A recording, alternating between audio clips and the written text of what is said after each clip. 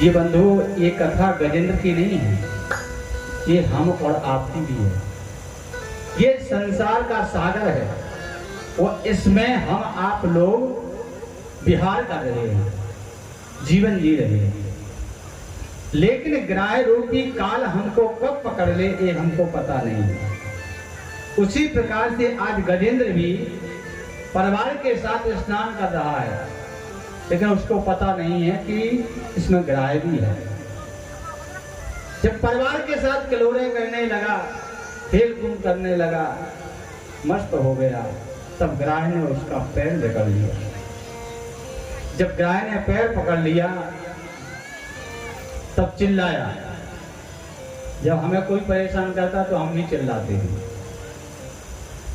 जैसे मान लीजिए कोई गंभीर बीमारी हो जाए तो पहले हम कहाँ भागते हैं? अस्पतालों में। अस्पतालों में जाएंगे। जब अस्पताल से कोई आराम ना मिले और डॉक्टर ने कह दिया कि भैया अब तो सेवा करो जितने दिन हो जाए, फिर क्या बोलते हो? हे प्रभु, सब आपके भरोसे है। पहले किसके भरोसे थे? डॉक्टर के भरोसे। जब सांसारिक वैद्य ने मना कर दिया, कह दिया कि इनकी सेवा करो, ये बचने वाले नहीं है, तो फिर आ गए भगवान की शरण में। और अगर पहले ही आ जाते, अब अंतिम सीढ़ी बची है इंसान की कि हम भगवान की शरण में जाएं, बच जाएंगे। उसी प्रकार से आज गजेंद्र ने सोचा, जब ग्राह ने पैर पकड़ लिया तो पहले तो अपने परिवार वालों को पुकारा, मुझे बचाओ, मुझे बचाओ। कोई नहीं आया। सबसे उसने पूछा, क्यों भैया? धन के तो सभी मालिक थे, लेकिन अब जब कष्ट का समय आया तो कष्ट के लिए सब दूर भाग गए हो। आपका कितना भी प्रेमी हो, ध्यान देना, आपका कितना भी ज्यादा निकट भी हो, प्रेमी हो, चाहे वो बेटा हो या पति हो या पड़ोसी हो, लेकिन जब आपको बुखार आएगा तो पड़ोसी उसमें बांटेगा नहीं। कोई दर्द होगा तो आप ही को दर्द होगा, पड़ोसी को कोई फर्क नहीं पड़ेगा, क्योंकि ये शरीर का दर्द स्वयं सहन करना पड़ता है। अगर आपके पास दौलत होगी तो बंटवारा हो जाएगा, लेकिन दुख का बंटवारा नहीं होता। दुख तो तुम्हें स्वयं सहन करना पड़ेगा। आज गजेंद्र ने पुकारा कि सुख में तो तुम सभी साथी थे, लेकिन जब दुख का समय आया तब सब दूर भाग रहे हैं। सुख के सब साथी दुख में न हे राम मेरे राम, तेरा नाम एक साजा दूजा को। सभी सुख के साथी होते हैं, दुख में कोई भी काम नहीं आता। गजेंद्र ने देख लिया कि परिवार के सब लोगों ने मुझे छोड़ दिया, अब मैं मझधार में हूं, तो एक कमल का फूल लिया सरोवर से और भगवान की स्तुति कहने लगा, प्रभु मैंने सब देख लिया। क्यों? चार की परीक्षा आपत्ति काल में होती है। वो चार कौन से हैं? धीरज धर्म मित्र अनुरागी, धीरज धर्म मित्र अनुरागी, धीरज धर्म मित्र अनुरागी, धीरज धर्म मित्र अनुरागी। आपत्ति काल परति न उचारी, ये आपत्ति काल परति न उचारी, धीरज धर्म मित्र अनुरागी, धीरज धर्म मित्र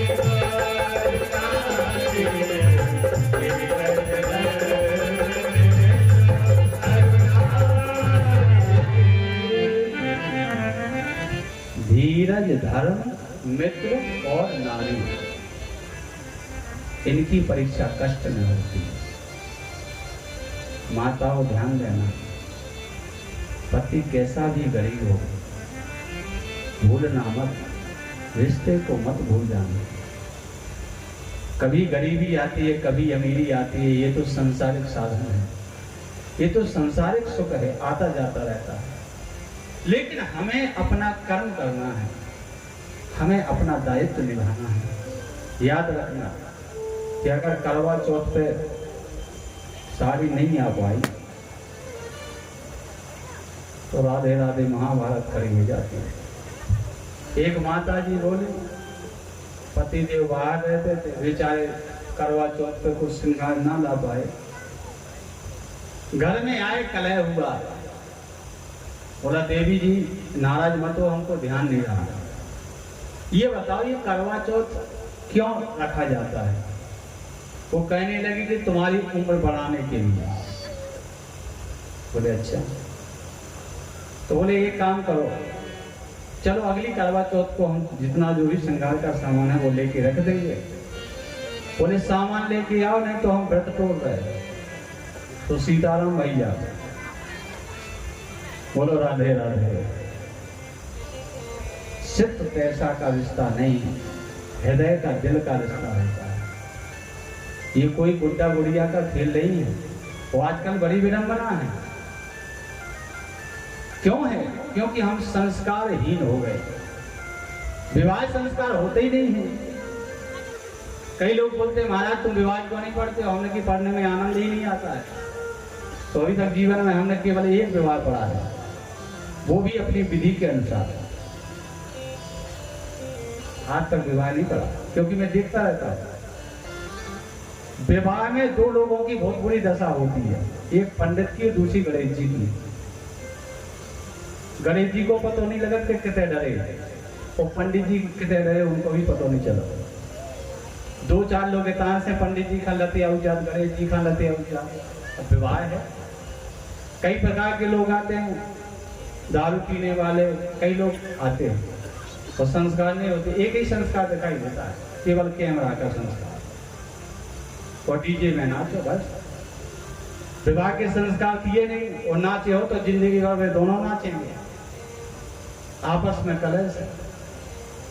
एक बार क्या हुआ, शादी में गए, स्टेज पे जैसी जयमाला का समय आया तो लड़की के हाथ में माला और लड़का के हाथ में माला। लड़की की तरफ खड़ी थी खवासा, लड़का की तरफ खवास। अब इतने में चली गई लाइट, तो लगी हाँ तालियों से हमने सारों को हाँ डालो माला। ताली बजी तो माला जलवे वाली हती, एक में चली गई लाइट। सो मोड़ी ने डाल दी खवास के गए में, तो लड़का ने डाल दी खवासन के गए में, हो गई सीताराम। तो विवाह संस्कार किस लिए क्या है इसको समझिए। वेदोच्चारण होना चाहिए। जब वेद रीति से विवाह होगा तो निश्चित है कि आपके दाम्पत्य जीवन में मधुरता आएगी। मंगलाचरण होगा तो आपका विवाह मंगल होगा, आपका जीवन मंगल होगा। तो अधूरा विवाह पड़वाओ तो शादी भी अधूरी ही हुई है। 3 महीना नहीं हो, वो कोर्ट कचहरी घूमन लगा। बोलो राधे राधे। इसके जिम्मेदार हम आप हैं। राम जी का विवाह हुआ वेद रीति से। देखो रामायण में 4 विवाह निष्फल हुए, 2 विवाह निष्फल हुए, 2 सफल हुए। वो कौन कौन से हैं? 2 विवाह निष्फल हुए, वो एक तो नारद जी का निष्फल हुआ और दूसरा सूर्पनखा। ये 2 विवाह निष्फल हुए और 2 सफल हुए। किस किस के? एक भगवान श्री राम का, एक भगवान शंकर का। ये 2 विवाह सफल हो गए। कारण क्या है इनका? कारण ये है कि नारद जी महाराज कामना से विवाह कर रहे थे, और सूर्पनखा भी कामना से विवाह कर रही थी, धर्म से विवाह नहीं कर रही थी, वेद रीति से विवाह नहीं कर रही थी। और भगवान श्री राम ने धर्म के साथ विवाह किया, धर्म रीति से विवाह किया, वेद रीति से विवाह किया। और भगवान शंकर ने भी भगवान श्री राम का इशारे से विवाह किया वेद रीति के अनुसार। इनके 2 विवाह सफल हुए। तो कहने का तात्पर्य यह है कि वेद रीति से वेदोच्चार के साथ विवाह संपन्न करवाइए, तुम कितना खर्च करते हो? 10-10 लाख रुपए खर्च कर देते हो। 50,000 रुपया दो, 10-11 ब्राह्मणों को बुलाओ, मंत्रोच्चारण करवाओ, फिर जीवन में देखना कितना उजाला होता है। नहीं, वो नहीं करवाएंगे। सीखिए, सनातन धर्म को जागृत करिए, ये हमारा तुम्हारा धर्म है। आज गजेंद्र ने एक फूल लिया कमल का, भगवान की स्तुति की, भगवान दौड़े चले आए।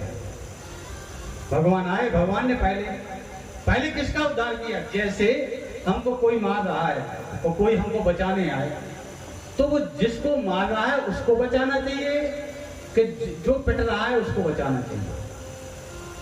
यहां तो उल्टा हो रहा है।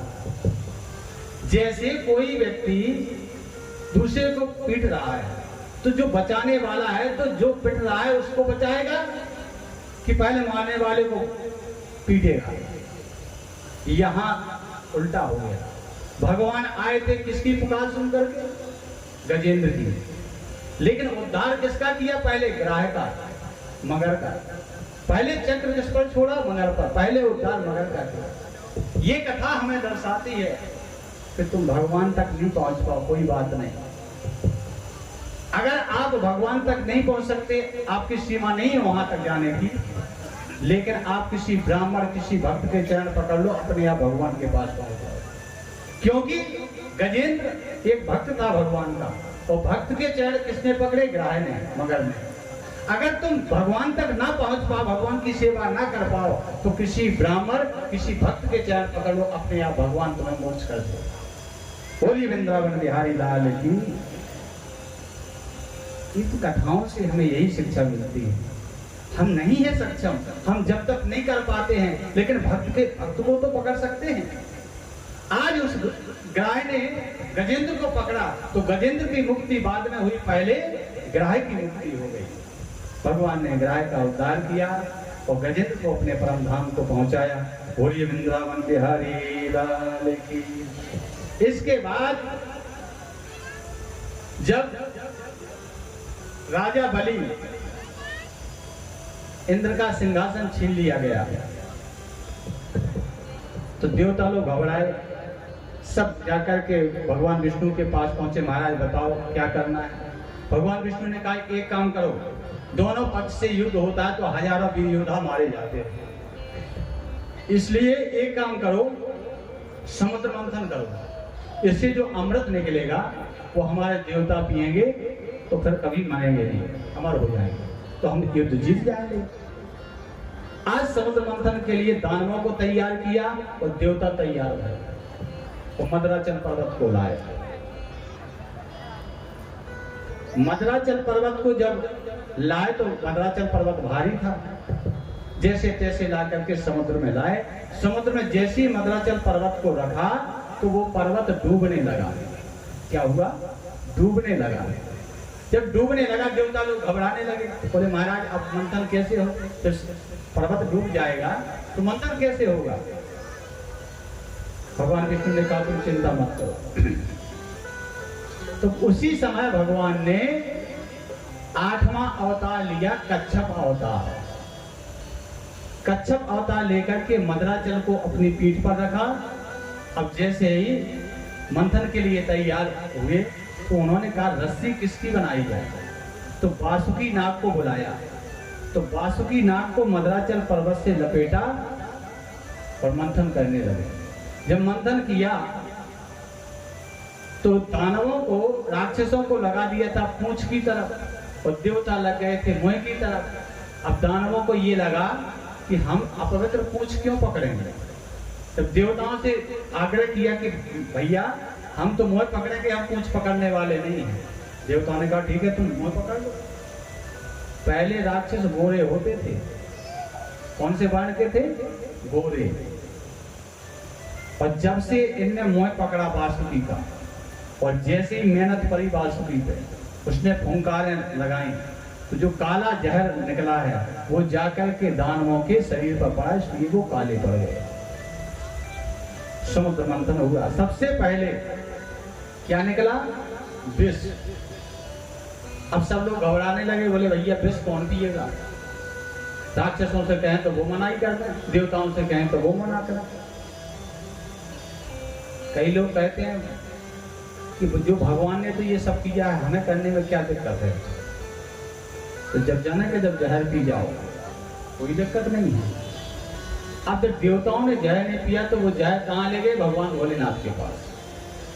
भगवान भोलेनाथ ने वो जहर लिया जैसे हाथ में, तो हृदय में बैठे थे भगवान श्री राम।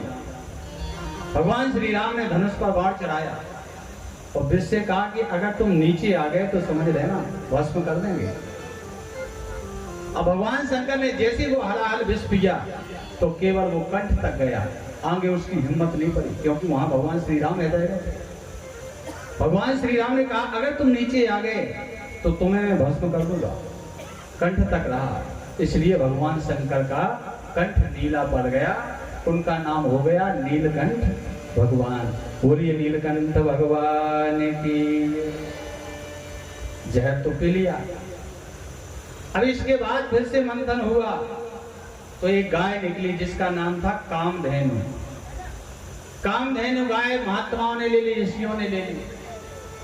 मंथन हुआ, उच्चैश्रवा नाम का एक घोड़ा निकला, वो महाराज बलि ने ले लिया। फिर मंथन हुआ तो कल्प वृक्ष निकला। इंद्र कहने लगे ये हमारे स्वर्ग की शोभा के लिए बढ़िया है, तो इंद्र ले गए कल्प वृक्ष को। इसके बाद शंख उत्पन्न हुआ तो भगवान विष्णु ने ले लिया। ऐरावत हाथी हुआ तो ऐरावत हाथी आज इंद्र महाराज ले गए। इसके बाद मदरा निकली तो मदरा राक्षसों ने ले ली। इसके बाद कौस्तुभ मणि निकली, कौस्तुभ मणि भगवान विष्णु ने अपने गले में पहन ली। चंद्रमा निकला तो भगवान शंकर ने अपने सिर पर धारण कर लिया। फिर लक्ष्मी जी निकली तो लक्ष्मी जी ने वर्ण श्री नारायण को किया। धन्वंतरी जी महाराज अमृत का कलश लेकर के निकले। अब जैसे ही अमृत निकला तो छीना झपटी होने लगी। दानव कहें हमको चाहिए, देवता कहें हमको चाहिए, एक अमर होना सब चाहते हैं। जब छीना झपटी हुई तो वो अमृत का कलश लेकर के दैत्य और दानव, दैत्य दानव और देवता जहां जहां घूमे, जहां जहां उसकी बूंदें गिरी, वहीं वहीं आज कुंभ पड़ता है। हरिद्वार में बूंद गिरी, वहां कुंभ पड़ा। महाकाल उज्जैन में बूंद गिरी, वहां कुंभ। प्रयागराज में कुंभ पड़ता है और नासिक में कुंभ पड़ता है। ये 4 जगह बूंदें गिरी, 4 जगह कुंभ आज भी पड़ता है। अब छीना झपटी हुई तो भगवान ने कहा तो ये तो गजब हो जाएगा, लीला तो करना पड़ेगी। तो भगवान ने मोहिनी अवतार लिया। मोहिनी अवतार लेकर के समझाने लगे तुम लोग लड़ क्यों रहे हो। दानव कहने लगे लड़ इसलिए रहे कि देवता चाहते कि हम अमृत पी लें, हम चाहते हमको मिल जाए। बोले एक काम करो, बंटवारा चाहते हो? बोले हाँ हम बंटवारा चाहते हो। तो लाइन से बैठ जाओ, एक पंक्ति में बैठ जाओ देवता लोग, एक में बैठ जाओ दानव। एक में राक्षस बैठ गए, एक में देवता बैठ गए। अब मोहिनी बने भगवान ने लीला की। एक दूसरे की लाइन से हटना नहीं। और जैसे वो अमृत बंटने लगा तो पहले शुरुआत की देवताओं से, और देवताओं की तरफ से शुरुआत की तो उसमें एक राहु नाम का राक्षस बैठा था। राहु नाम के राक्षस ने सोचा कि जब तक हमारा नंबर आएगा तब तक तो इसको खाली हो जाना है। तुरंत जाकर के वहां बैठ गया देवताओं की पंक्ति में। देवताओं की पंक्ति में बैठ गया तो जैसे ही उसने अमृत पान किया वैसे ही सूर्य चंद्रमा समझ गए कि ये तो राक्षस है। तो सूर्य चंद्रमा कहने लगे अरे गजब हो गया, इसको तला दिया, ये राक्षस है। तुरंत ही भगवान विष्णु ने अपने चक्र दर्शन से उसका सिर और धड़ अलग कर दिया। तब तक वो पी चुका था, अमर हो गया। तो सिर बना राहु और धड़ बना केतु। अब उसको ये पश्चाताप हुआ कि मेरा जो पर्दा है वो सूर्य और चंद्रमा ने उठाया, उसने मुझे मेरी पोल खोली है। तो कह दिया कि सूर्य चंद्रमा से कि मैं तुम्हें डसूंगा, मैं तुम्हें कष्ट दूंगा। तो जो चंद्र ग्रहण और सूर्य ग्रहण पड़ता है ना, वही वो राहु और केतु आज सूर्य और चंद्रमा को दंडित करते हैं, पीटते हैं, कष्ट देते हैं। ऐसे ग्रहण काल में हम आपको भगवान का कीर्तन करना चाहिए। याद रखना, जब सूर्य ग्रहण पड़ता है तो सूतक लगता है 12 घंटे पहले। ध्यान से सुनना, जब सूर्य ग्रहण लगता है तो सूतक 12 घंटे पहले लग जाता है। जैसे कल 12 बजे सूर्य ग्रहण लगना है तो आज रात्रि में 12 बजे से आपका सूतक काल शुरू हो जाएगा। और अगर चंद्र ग्रहण पड़ता है तो चंद्र ग्रहण में 9 घंटे पहले सूतक लगता है। और सूतक काल में अपने जल से भरे बर्तन में तुलसी डालनी पड़ती, नहीं तो वो जल दूषित हो जाता है। और जब से ग्रहण लगे तब से ना तो भोजन करना पड़ता है, ना शयन करना पड़ता है, केवल भगवान का कीर्तन करना पड़ता है। गर्भवती स्त्रियों को बाहर नहीं निकलना होता है। अगर वो बाहर निकल जाएं तो उनके गर्भ में पल रहा जो शिशु है वो पंगु हो सकता है, वो अपंग हो सकता है। ये ध्यान रखें। ग्रहण काल में कभी भोजन नहीं किया जाता है और जो भी सामग्री विसर्जित की जाती है। ग्रहण के पश्चात स्नान किया जाता है। स्नान करने के बाद पवित्रता से भोजन बनाओ, फिर भोजन करो। ये नियम है ग्रहण काल का। आज युद्ध छिड़ गया है, राजा बलि ने फिर से विजय प्राप्त की और इंद्रासन पर बैठ गया। आज उसने 100वां यज्ञ करना चाहा। 100 यज्ञ पूरे हो जाते तब वो स्वर्ग को जीत लेता। आज देवताओं की माता अदिति बड़ी दुखी हो गई और कश्यप जी महाराज से पुत्र की कामना के हेतु कहने लगी, प्रभु हमारे बेटा देवता दर दर भटक रहे हैं और जो सिंहासन है वो बलि ने छीन लिया है। तो ऐसा कोई व्रत बताओ जिससे हमारे पुत्रों को सुख मिल सके। हर माँ, कोई ऐसी माँ नहीं होगी जो अपने बेटों का हित नहीं चाहेगा, लेकिन वो बेटे नालायक हैं जो अपने माँ बाप के ऋणों को भूल जाते हैं। बड़ी विडंबना है। कई घरों में माँ चीख रही है, बेटा पीट रहा है। ये सब हमें इसलिए देखना पड़ रहा है क्योंकि हम संस्कार